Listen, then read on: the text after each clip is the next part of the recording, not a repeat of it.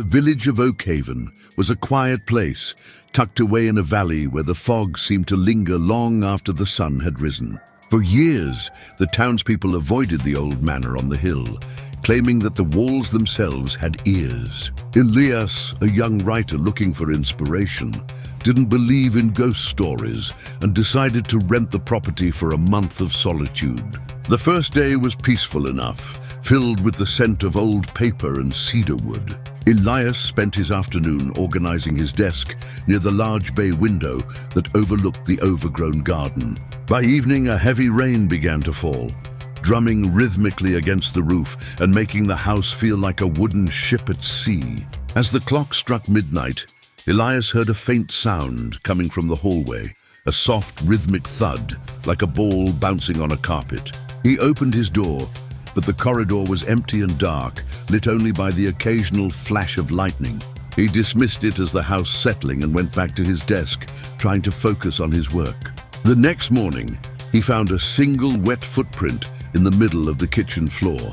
It was small, like that of a child, but the shape was slightly off, with toes that seemed too long and pointed. There were no other tracks leading in or out of the room, and all the doors were still bolted from the inside. That afternoon, while exploring the basement, Elias found an old wooden chest tucked behind a stack of rusted garden tools. Inside was a collection of silver mirrors, all of them covered in thick black cloth. A handwritten note on top simply read, "Do not let them see what you see."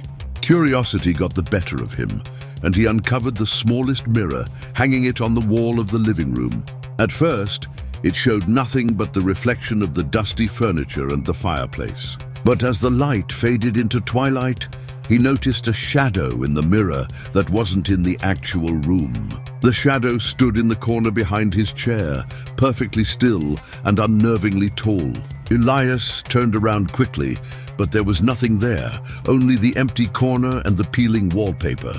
When he looked back at the mirror, the shadow had moved a few inches closer to his reflection. Panic began to set in, and he tried to take the mirror down, but his hands slipped on the cold glass. The reflection showed the shadow reaching out a long, pale hand toward his shoulder. He felt a sudden chill on his skin, a frost that seemed to emanate from the very air around him.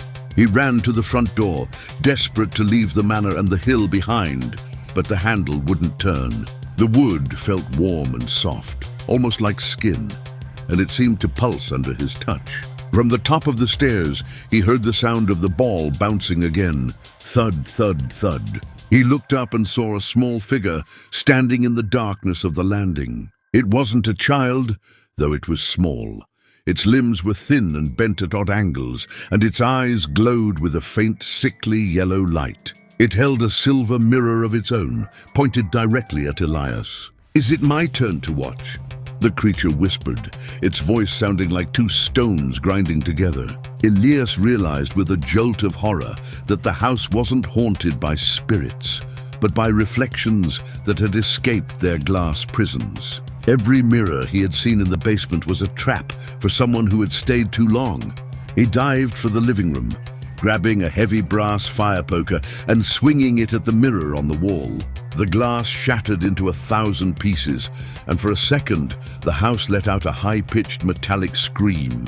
The figure at the top of the stairs vanished, leaving behind only the smell of ozone. Elias didn't wait to see if it would return. He threw himself through the bay window, ignoring the sting of the breaking glass as he landed in the mud of the garden.